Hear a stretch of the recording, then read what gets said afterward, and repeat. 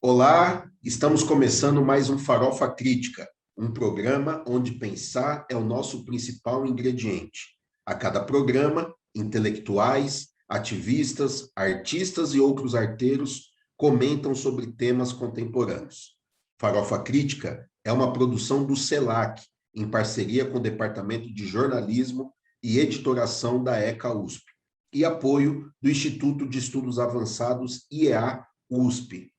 Acesse o nosso canal youtube.com/Farofa Crítica. Inscreva-se e clique no sininho para receber as notificações dos novos programas. Também acesse os nossos programas em formato podcast no Spotify. Também interaja com a nossa produção em nossa página do Facebook, canal Farofa Crítica.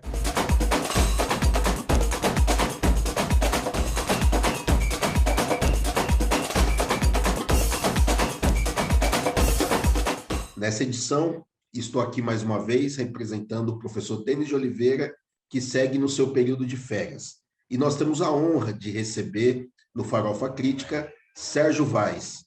Sérgio Vaz, que é autor de 8 livros, mais de 30 anos de poesia, homenageado em diversos prêmios pelo seu trabalho, também foi eleito pela revista Época em 2009 como um dos 100 brasileiros mais importantes do país, já palestrou em vários países, como México, Inglaterra e Alemanha. É cofundador do Sarau da Cooperifa, movimento de cultura da periferia de São Paulo, e também já participou da organização e da criação da ideia da Semana de Arte Moderna da Periferia, da Poesia no Ar, Natal com Livros, Várzea Poética, a Mostra Cultural da Cooperifa, enfim, né? Circula pelas escolas também, fazendo um trabalho de difusão da cultura, da arte periférica. Sérgio, seja muito bem-vindo, um prazer imenso poder te receber aqui nesse canal tão importante que é o Farofa Crítica. Salve, Juninho, que prazer, obrigado pelo convite. É sempre uma grande honra falar com você. Legal, satisfação é sempre nossa, Sérgio.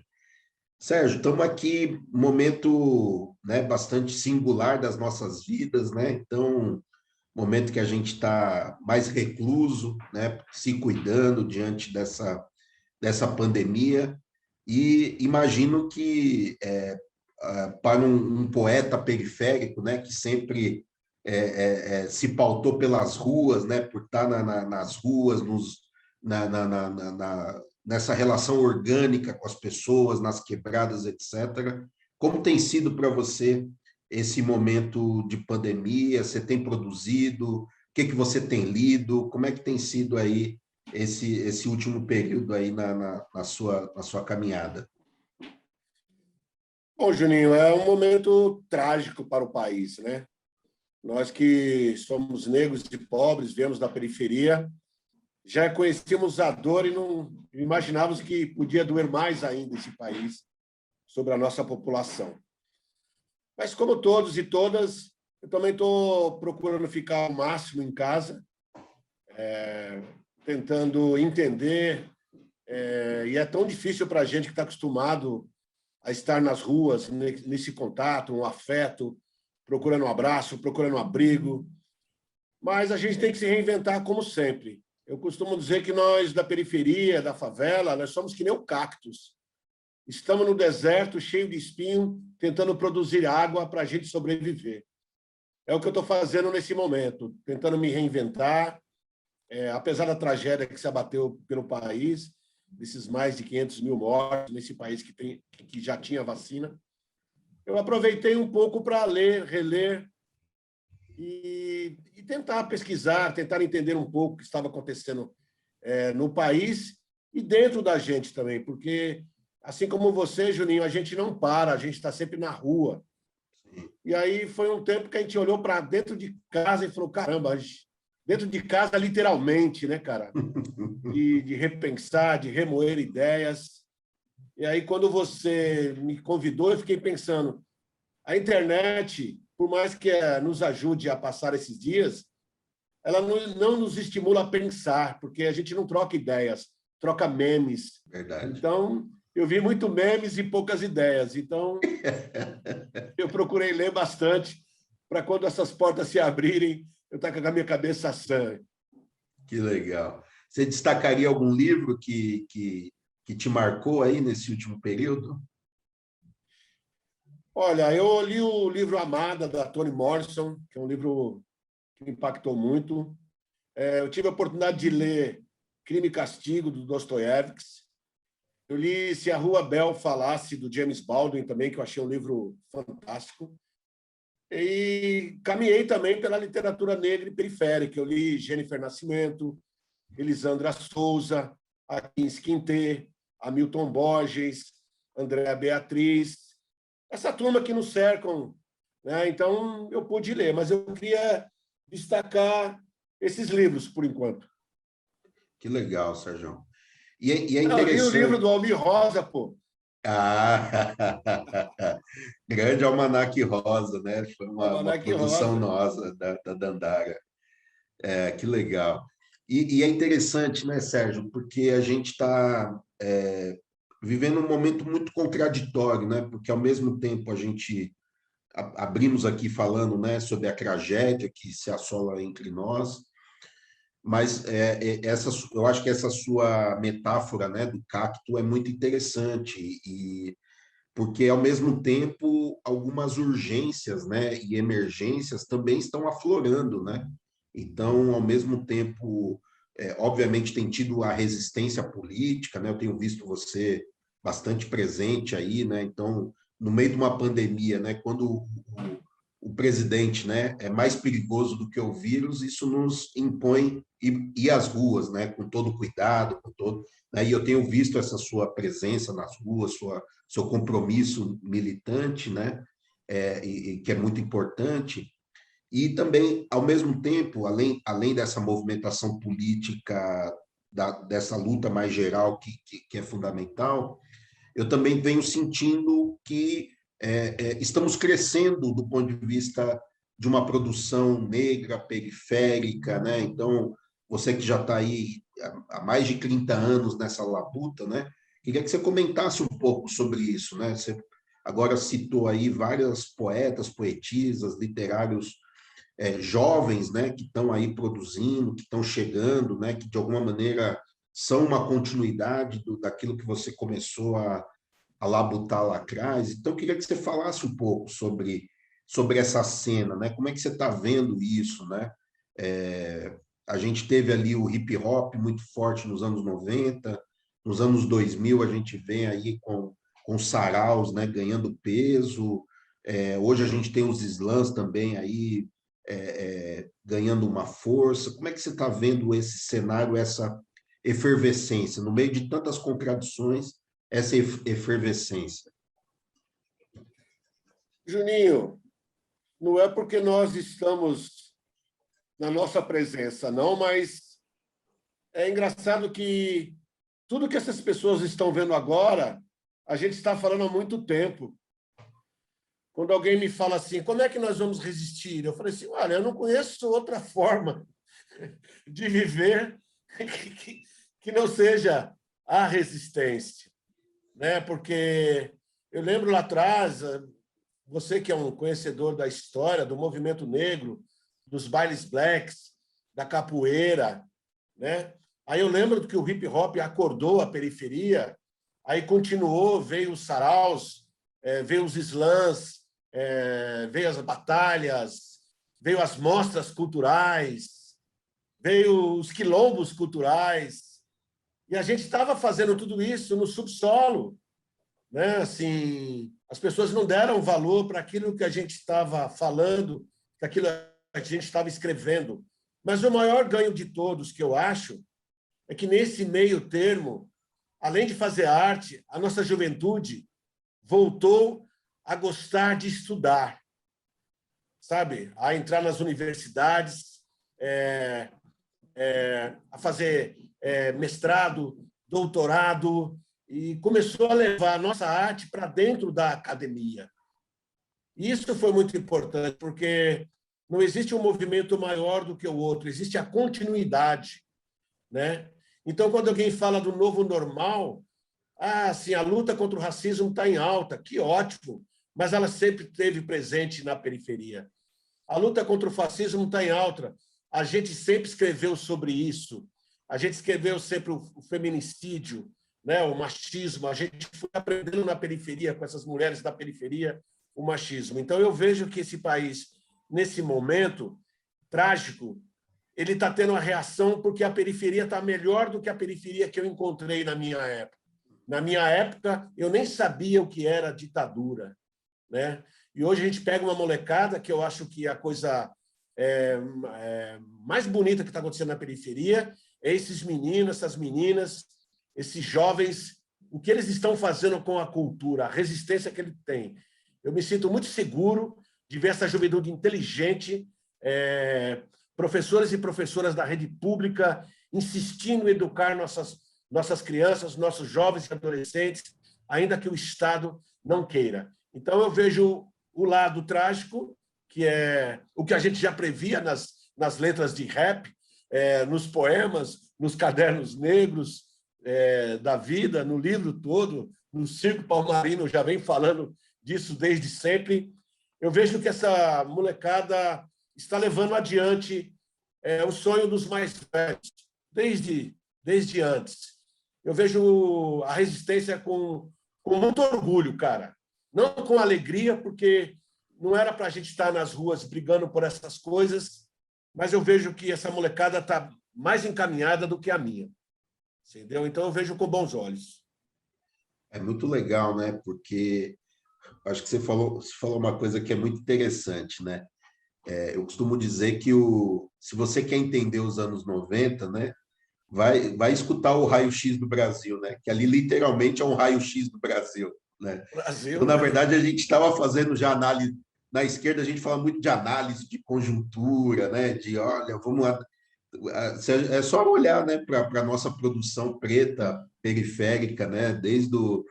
Desde sempre, você vai encontrar, né? Desde o Lima Barreto lá atrás, né? Fazendo análise de conjuntura naquele momento e passando pelos bailes black, pela imprensa negra, né? Então, acho que é muito legal isso que você traz, né? Eu acredito muito nisso, né? E, de alguma maneira, essa molecada que chega com essa potência toda, eles também estão, né? Talvez daqui 10 anos a gente vai estar olhando, né?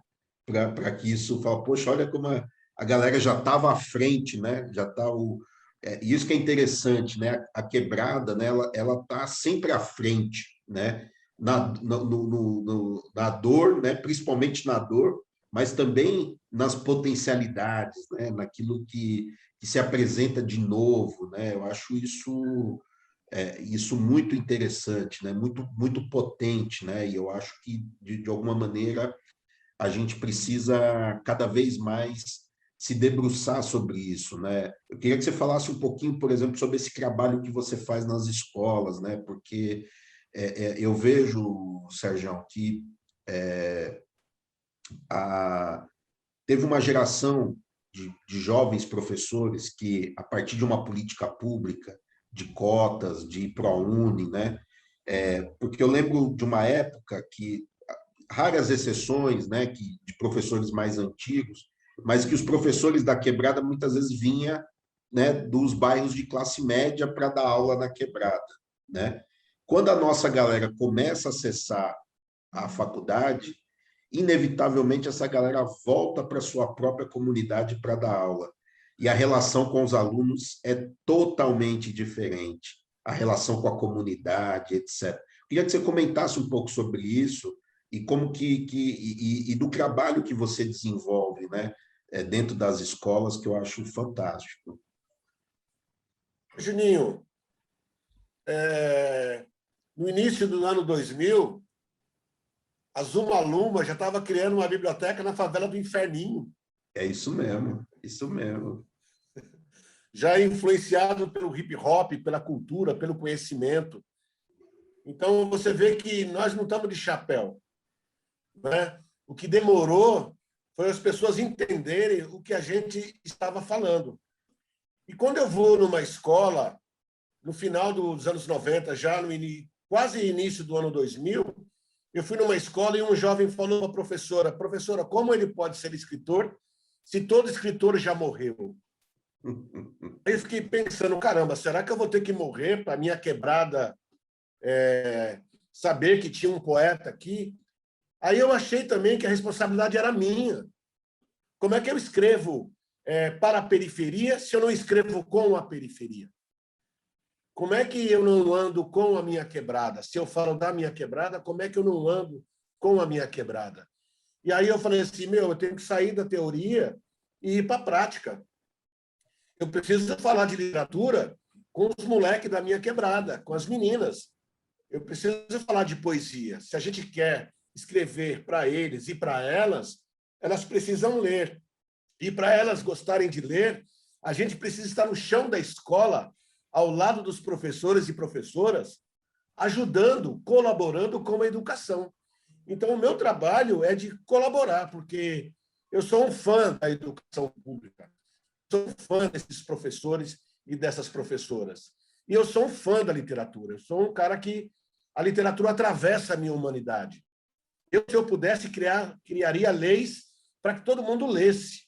Você entendeu? Assim, porque eu acredito no conhecimento, eu acredito na educação, eu acredito como ferramenta de humanidade. E você vê, esses professores, quando levam os nossos textos, os nossos saraus, levam o hip-hop, levam essa cultura de rua para dentro da escola, fortalece também eles que trabalham lá e têm que ensinar coisas que eles não gostam de ensinar. A gente sabe que... Você sabe que a escola é máquina de fazer racista, não é? Opa. As pessoas não querem ler nada sobre a África, sobre nada. Então, isso colaborou com a nossa cultura. Então, esse trabalho que eu faço é amor ao conhecimento, amor à literatura e amor à escola pública, cara. Então, assim, eu não vejo como uma coisa... Eu vejo como uma obrigação estar nas escolas, estar nas quebradas, porque eu não quero teorizar uma coisa que eu não pratico, você entendeu? A minha parte é essa, irmão. Eu não sou melhor do que ninguém. Eu vou falar com os moleques da quebrada. E aí você vai numa escola, depois vai outro poeta, outra poetisa. É legal se for a capoeira, é legal se for o teatro. A gente tem que dominar a escola, porque a escola ainda é o melhor lugar para se passar a infância e a adolescência, mano.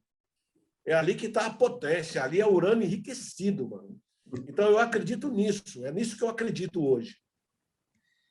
É muito louco, né? Porque não é à toa, né? Eu costumo brincar, né, que das lutas democráticas, né, ali dos anos 70, 80, talvez a luta pela universalização do acesso, né, à escola pública foi uma das mais importantes, né? Porque é isso, né? A escola é esse grande encontro, né? Esse grande espaço em disputa também, né, Sérgio? Não vamos ter ilusão, Sim. né? As coisas não estão dadas, né? E não é à toa também que é um espaço que nos últimos anos vem sofrendo uma tentativa de precarização, né? Então, acho que essa postura militante, né? O que eu admiro muito na sua trajetória é um pouco essa perspectiva, né? De ser de difundir mesmo a poesia, a literatura, né? É, falar da quebrada com a quebrada, né? Porque é isso, não é só... Claro, você é uma figura que, pelo seu currículo, circulou o mundo, o país, né? Também dialoga com quem né? Sabe entrar e sair de qualquer lugar, né? Sabe dialogar de igual para igual com quem quer que seja, né?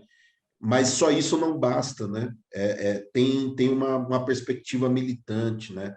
Não basta estar nesses lugares se não for para estar também nessas pontas, né?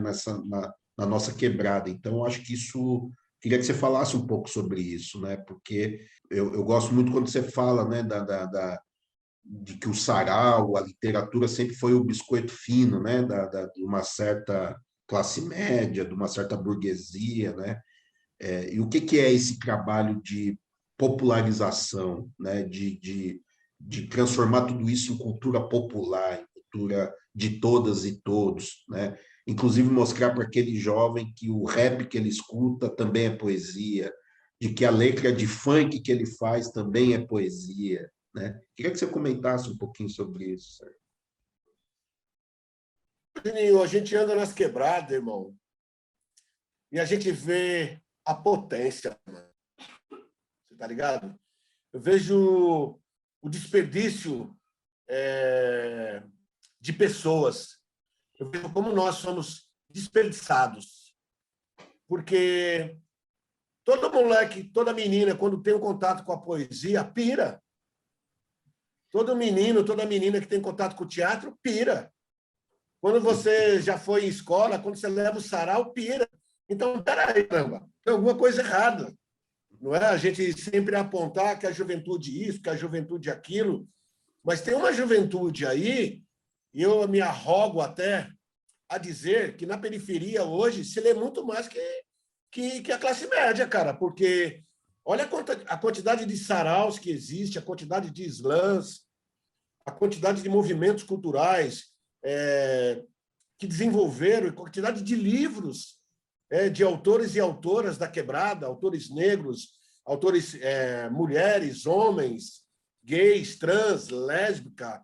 A nossa literatura ela foi disseminada com a preocupação de ter alguém para ler, porque não adianta você escrever e não criar leitores e leitoras. Acho que esse é importante do nosso trabalho. Não é só fazer com que as pessoas nos conheçam através das redes, que nos deem likes, que nos deem popularidade, mas que ela entenda o recado que a gente quer dar através do nosso ativismo, da nossa militância. Porque eu vejo o que a gente faz desperta, irmão. Desperta, irmã. É preciso questionar a história, é preciso questionar tudo que está escrito, tudo que foi dito, você entendeu? Então, acho que o que a gente faz vai viver sem essa venda nos olhos. Porque o conhecimento é isso, não é? Porque é muito mais fácil você viver sem saber o que está acontecendo com você e ao seu redor. Mas também uma vida fútil, inútil, de consumo, né? De um capitalismo ao qual a gente não faz parte. A gente não é predador, é presa, não é? Então, eu acho que é isso, é fazer com que o nosso povo, e isso não é querer ser melhor, não é porque alguém ler e é melhor do que o outro, mas é possibilitar as pessoas de enxergarem por que ela está na favela, por que ela sofre racismo, por que ela tem um salário mínimo, por que ela está desempregada. Né? Então, questionar o governo do Estado, o governo federal, ele tem a ciência disso, que ele queira entrar na universidade e ele faça o que ele quiser com o conhecimento que ele tem, que seja livre. Então, acho que o nosso trabalho de militância, eu, você e tantas outras pessoas que estão nesse momento agora batalhando, eu acho que, no fundo, é isso. Levar conhecimento para que as pessoas se libertem, cara. É emancipador, né? É uma perspectiva Não emancipadora. Cara? É isso, com certeza. Sabe por quê, Juninho? Juninho, esse dia eu estava conversando com um cara aqui na Quebrada e ele defendendo esse governo, sabe assim? Mas de uma forma, como é que eu posso dizer, tão apolítica, tão de embalo, que eu olhei para ele e eu pensei assim, esse cara precisa de ajuda, mano. A gente não pode virar as costas, né, Sérgio? Tá ligado? É isso. Aí eu pensei comigo, ele tá fácil, mano. E no meio da conversa, eu fui desconstruindo ele na ideia. Você tá ligado? Bem devagar, bem simples, do jeito que ele gosta, sabe? Mano, passou um tempinho e ele ficou, mano, pode ser. Então, às vezes, eu acho, cara, que esse é o conhecimento da quebrada, meu irmão. Sim. Esse é o linguajar. Essa é a ideia que nós temos que ter. Porque quando alguém me fala que o pobre é de direita, eu fico pensando assim, mano, você não conhece o pobre, né, para falar isso. Não é? Você não conhece o pobre é apolítico. E a gente sabe o porquê que é. E aí eu fiquei pensando, mano, nós temos que trocar ideia mesmo. não é trocar memes, não é bater de frente. Quem eu acho que consegue ter um pouco mais de esclarecimento, um pouco mais de conhecimento, tem que descer do pedestal e entender que outras pessoas não tiveram a mesma oportunidade, a mesma audácia que a gente teve de enfrentar isso, de procurar conhecimento através dos livros. Eu estudei pouco, Juninho. Eu fiz o colegial, meu irmão, mas eu me formei nos livros, me formei na rua, nos saraus, mas nem todo mundo teve essa oportunidade, essa ganância, essa ambição de conhecimento. Então, eu percebo isso, irmão, que nós que estamos na rua, que aprendemos um pouco, nós temos que olhar para o nosso povo com mais respeito. Porque se a gente não tiver entendimento que passa com ele, como é que a gente pode defendê-lo, cara? Se a gente não o compreende. Exato. E o partido da quebrada é o partido da sobrevivência, né, cara? Esse é o ponto X, né? Não é? É a sobrevivência, é o que vai comer hoje, é onde vai dormir amanhã, né? Então, se a gente não conseguir ter essa dimensão, a gente não está entendendo nada, né? A Até gente por não isso está que eu acho entendendo. que, desde o hip hop, assim, mais para frente, a gente tem essa ideia de artista cidadão, né, Juninho? Artista Exato, cidadão, cara, que não adianta só o entretenimento, que é bom também. Mas claro. a gente tem, porque a gente sabe, irmão, a gente acorda às 6 horas da manhã, vê os busão lotado, vê o trem lotado, vê o metrô lotado, vê as pessoas presas no trânsito, para ganhar esse salário que você sabe qual que é. E aí você quer discutir com ele Karl Marx, você quer discutir com ele Engels, quer discutir com ele o que é comunismo, o que é capitalismo, ele não tem tempo para isso. Na folga dele, ele vai para a beira do campo, irmão. Certo? Os mais espertos voltam a estudar na EJA. Então, a gente tem que ter calma, tem que ter respeito, senão a gente reproduz a ideia da classe média, de que nós somos todos otários. Exatamente, exatamente. Sérgio, papo flui, né? Aqui a coisa vai longe. Mas a gente precisa começar a caminhar para os finalmente. Mano, Eu queria muito que você falasse um pouquinho do que vem pela frente aí, como que as pessoas encontram seus livros, né? Então, agora é o momento de você fazer aí vender seu peixe, falar onde as pessoas te acham nas redes, seus livros. Eu vi que você deu um spoiler aí nas redes, parece que tá chegando coisa nova. Queria que você falasse um pouquinho aí sobre os seus trampos. bom, eu acabei de lançar agora a nova edição, né, dos meus livros antigos pela Global, que são as capas novas, né? Lindas, lindas capas. Estou procurando me reinventar, né? Porque o momento agora é de reinvenção, né? Eu estou ali no Facebook, eu tenho um canal também no YouTube, onde eu solto meus poemas. Eu estou no Instagram sempre colocando uns poemas, trechos de poemas. A gente tem que se virar, né, irmão? A gente sabe que é isso. Estou preparando um livro novo, mas cada hora que eu olho para ele, eu mexo um pouco, eu sinto que falta alguma coisa.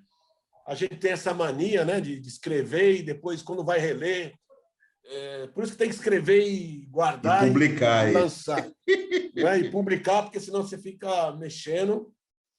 A gente está fazendo agora, a Cooperifa completa 20 anos em outubro. A gente vai fazer a nossa mostra cultural, a nossa 13ª, né? 13ª mostra, 20 anos de Cooperifa, 20 anos de um projeto que começou num boteco, continua no boteco.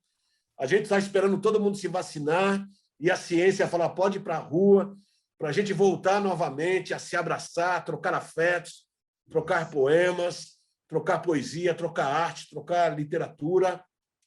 E eu sigo firme e forte aqui, irmão. Na mesma luta, eu queria que, se eu pudesse dar um recado para as pessoas, não estamos sós, não estamos sós. Tudo que a gente fez durante esses 30 anos foi para dias como esse, para provar a nossa resistência, e nós somos PhD em sofrimento, e vamos lutar, mano. Vamos lutar, porque foi para isso que a vida nos moldou, que é para a luta. sorrir enquanto luta é uma ótima estratégia para confundir os inimigos. Vamos embora. Muito bom, Sergião. Poxa, é sempre um prazer te encontrar, mesmo que seja virtualmente, e mais do que isso, a gente trocar essas ideias, né? Muita sintonia, muita ideia, e eu acho que esse é o nosso caminhado. Então, quero agradecer aqui a presença do Sérgio Vaz, esse figura incrível, poeta, agitador cultural, que nos abrilhantou aqui nesse mais um Farofa Crítica. Então, relembrando, o Farofa Crítica se encontra no YouTube, youtube.com/Farofa Crítica. Inscreva-se no nosso canal, clica no sininho para receber as notificações e também nos acompanhe através do podcast no Spotify. E para encerrar esse encontro, um haikai de Sérgio Vaz. Enquanto eles capitalizam a realidade, eu socializo os meus sonhos. Sérgio Vaz.